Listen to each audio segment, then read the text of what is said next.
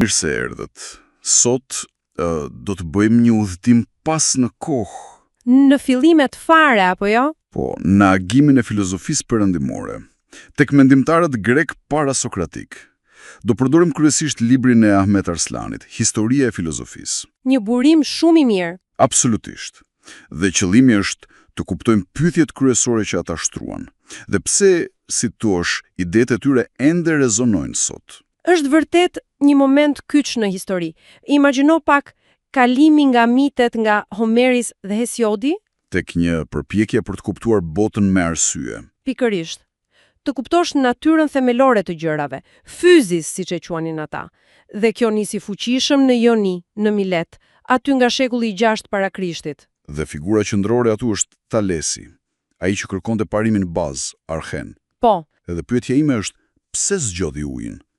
Duket pas e thjesht ndoshta. E po, uji lidhet me jetën, me lagështin, është kudo, ka një logjik intuitive, por më intriguese është ajo tjetra që tha.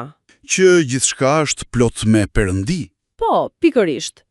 Disa mendojnë se kjo tregon një lloj hilozoizmi, do me thënë, ideja se materia vet është e gjallë. Interesante. Dhe kjo na çon te debati tjetër. Ishte kjo filozofi një mrekulli greke, diçka kretere? Apo pati ndikime nga lindja, Egjipti, Babilonia, flitet për matematikën, astronominë? Sigurisht që pati kontakte dhe ndikime. Grekët i njihnin arritjet e tyre. Por, theksi që ata vunë të shpjegimet natyrore, jo hynore, kjo duket se ishte risia e tyre. Të paktën kështu argumentojnë shumë studiues. E kuptoj. Dhe pas Thalesit, nisej debati madh filozofik. Qenia kundër ndryshimit. Qëndrueshmëri apo rrjedhje vazhdueshme. Pikërisht. Dhe këtu kemi dy figura kryesore, si dy pole. Nga njëra anë, Herakliti. Ai i Pantarei, gjithçka rrjedh. Po, për të, realiteti ishte ndryshimi pa ndërprerë, një luftë armonike e të kundërtave, e qeverisur nga logosi, ligji universal. Dhe si simbol, si arhe, ai pa zjarrin. Zjarri si transformimi i vazhdueshëm. Ai ishte edhe kritik ndaj dijes së thatër, po jo, shumë dia. Po, kritizonte ata që dinin shumë fakte, por nuk kuptonin thelbin, logosin. Dhe pastaj vjen Parmeniti, dhe ai, le të themi, i kthen gjërat përmbys. Totalisht. Një sfidë radikale. Ai thot, harrojeni shqisat, ato na gënjejnë, vetëm arsyeja tregon të vërtetën. Dhe cila është kjo e vërtet? Që ndryshimi nuk ekziston. Në thelb, po. Argumenti i tij logjik ishte: qenia është, mos qenia nuk është.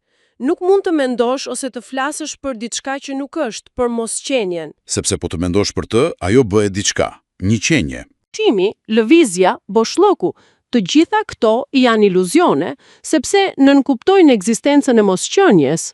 Wow. Kjo është e fortë. Ai bëri dallimin midis rrugës së të vërtetës, pra arsyes, dhe rrugës së opinionit, shisarme. Ashtu është. Një ndarje drastike. Po mirë, si reaguan filozofët e tjerë? Nuk mund ta pranonin kështu thjesht apo jo? Si e shpjeguan ndryshimin pa hedhur poshtë logjikën e Parmenidit? Kjo ishte sfida e madhe. U përpoqën të gjenin një rrugdalje.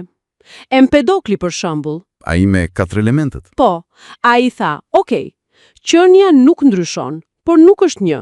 Janë 4 rrënjë të përjetshme: toka, uji, ajri, zjarri. Ndryshimi që shohim është thjesht përzierja dhe ndarja e tyre." Dhe çfarë i përzien dhe i ndan? 2 forca kozmike: dashuria, filja, që i bashkon, dhe urrejtja, neikos, që i ndan. Këto krijojnë cikle të pafundme në kozmos. Pra, pluralizëm në vend të monizmit të Parmenidit. Po Anaxagora, ai shkoi edhe më tutje me sa di unë. Po, Anaxagora mendoi se 4 elemente nuk mjaftonin për të shpjeguar larminë e pafund të botës. Ai propozoi një pafundësi farërash, cilësisht të ndryshme, spermata. Dhe ideja e tij ishte në çdo gjë ka pak nga gjithçka. Pikërisht, por për të shpjeguar se si nisi lëvizja dhe organizimi i këtij kaosi fillestar farërash, ai futi konceptin e nuusit. Mendja, intelekti. Diçka e tillë, një parim inteligjent i ndar nga materia që i dha shtysën fillestare. por Platoni dhe Aristoteli më vonë e kritikuan paksa sepse thanë që Anaksagora e përdori nusin vetëm për fillimin, jo për të shpjeguar qëllimshmërinë në natyrë. E kuptoj, dhe kështu arrim tek atomistët Leukipi dhe Demokriti. Përgjigja e tyre ndaj Parmenidit duket shumë moderne. Absolutisht, ishte një zgjidhje gjeniale, si të thuash. Ata ranë dakord me Parmenidin që ajo që ekziston vërtet, qenja, nuk ndryshon. Por, thanë kjo qenje nuk është një masë vetme. Por, janë grimca të panumërta, të pandashme, atomos do të thot i pandashëm, të përjetshme. Këto atome ndryshojnë vetëm në formë, madhësi dhe pozicion. Dhe për të lëvizur, u duhet diçka tjetër. Po. Atyre ju desh të pohonin ekzistencën e asaj që Parmenidi e mohoi kategorikisht, boshllëkun. Pa boshllëk nuk ka lëvizje. Pra, realiteti është atome dhe boshllëk. Një shpjegim mekanicist. Tërësisht mekanicist, pa dashuri, pa urrejtje, pa nos, vetëm atome që lëvizin dhe përplasen në boshllëk sipas ligjeve të natyrës.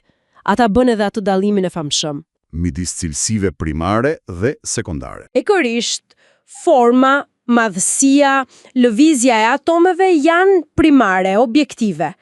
Ngjyra, shija, aroma janë sekundare, subjektive. Lindin nga ndërveprimi e atomeve me shisat tona. Do me thënë, sipas tyre, një moll nuk është e kuqe në errësirë.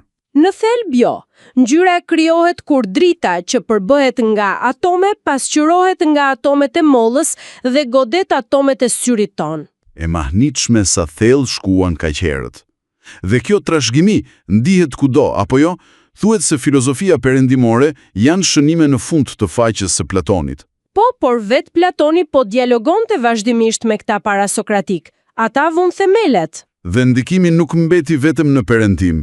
Burimi ynë Arslani thekson fort ndikimin në botën islame. Pa dyshim, teologët e kelamit, mutezilët, esharit, u morën shumë me këto ide, sidomos me atomizmin dhe natyrën e Zotit. Pastaj filozofët, falasifa, Al-Kindi, Farabi, Ibn Sina, Ibn Rushd. Të gjithu angazhuan thellësisht me Aristotelin, por edhe me parasokratikët përmes tij dhe burimeve të tjera. Konceptet e qenies, materjes, shkakësisë ishin qendrore. Madje edhe në mistikën sufi gjen gjurmë. Edhe në letërsinë etiko-politike, anekdota e Thalesit që bie në pus përmendet edhe në kohën osmane. Po, tregon sa të gjalla mbetën këto figura dhe ide. Kjo na kujton se historia e filozofisë nuk është një vije drejt, siç e mendonin Hegel apo Aristoteli, një teleologji drejt një qëllimi. As pak, është më shumë si një dialog i vazhdueshëm, me teza dhe antiteza. Atomistët po i përgjigjeshin Parmenidit dhe Heraklitit, Platoni po u përgjigjej të gjithëve para tij. Një rrjet dinamik pra. Saktësisht. Dhe kjo na sjell te pyetja përmbyllëse për ata që na dëgjojnë. Sa aktuale mbeten këto pyetje të parasokratikëve sot? Pyetje e mirë. Kërkimi për përbërësin themelor të universit, tensioni mes qëndrueshmërisë dhe ndryshimit, natyra e materjes dhe energjisë, roli i arsyes kundrejt vëzhgimit. A nuk janë këto ende pyetjet që shtron fizika moderne, kozmologjia, madje edhe neuroshkenca kur studion vetdijen? Absolutisht. Duket sikur kërkimi që nisën ata, në fakt, nuk ka mbaruar kurrë.